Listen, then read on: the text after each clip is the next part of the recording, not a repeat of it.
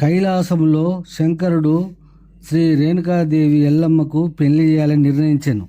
స్వయంవరమును ప్రకటించెను.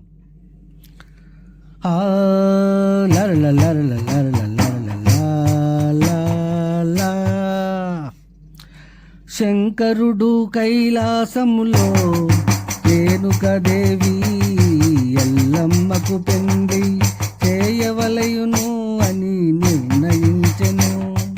స్వయంవరమును ప్రకటించెను. శంకరుడు కైలాసములో శ్రీ రేణుకాదేవి ఎల్లమ్మకు పెళ్లి చేయవలయును అని నిర్ణయించెను. స్వయంవరమును ప్రకటించెను.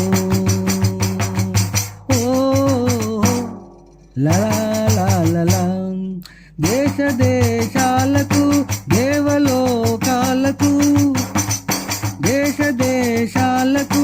దేవలోకాలకు వార్తను ప్రకటించెను శంకరుడు. అట్టి వార్త విని దేశ దేశాల రాజులు రేణుకాదేవి పెళ్లి అని స్వయంవరమును ప్రకటించెను. అంతటా దేవతలు, మునులు, రాజులు, క్షత్రియులు స్వయంవరమునకు వచ్చిరి. శంకరుడు కైలాసంలో శ్రీ రేణుకాదేవి ఎల్లమ్మకు పెళ్లి చేయవలయును అని నిర్ణయించెను. స్వయంవరమును ప్రకటించెను. కైలాసవాసుడు స్వయంవరములో కొనుపులేని గంటను కట్టెను. అట్టి గంటను ఎవరు మోగిస్తారో వాళ్లకు నా అందాల తల్లి శ్రీ రేణుకాదేవి ఎల్లమ్మను ఇచ్చి పెళ్లి చేస్తాను. సమస్త రాజులకు, దేవతలకు, కార్తవీర అర్జునికి విన్నవించెను. ఓహో లలా శంకరుడు కైలాసములో శ్రీ రేణుకాదేవి ఎల్లమ్మకు పెళ్లి చేయవలయును అని నిర్ణయించెను. స్వయంవరమును ప్రకటించెను.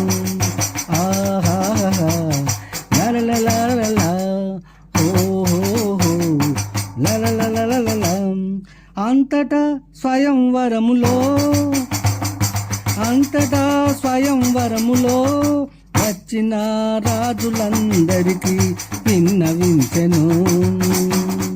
రాజులు, దేవతలు ఆశ్చర్యముతో తిలకించిరి.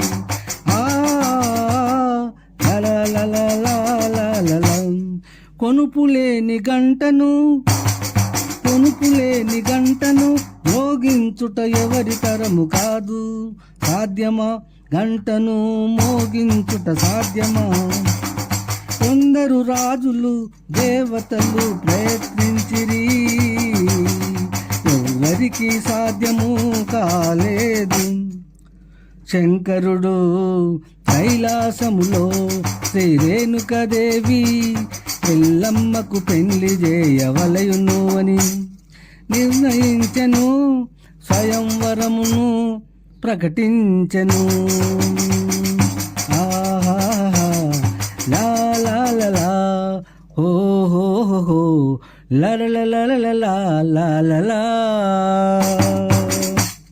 రాజులు, దేవతలు అందరూ నల్ల ముఖముతో చింతించిరి. కొనుపులేని గంటను మోగించుట ఎవరి తరము కాలేదు.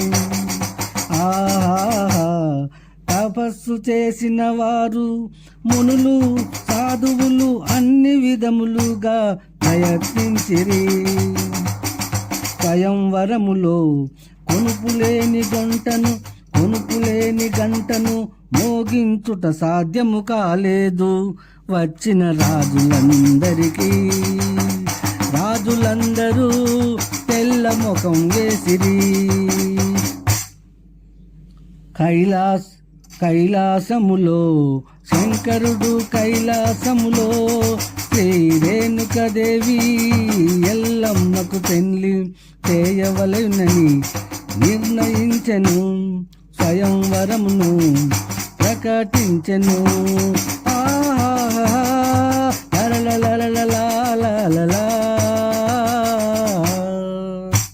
గొట్టె వాసు దైవ కవి సామ్రాటు, రచన గాయకుడు, సుభాష్ నగర్, కరీంనగర్.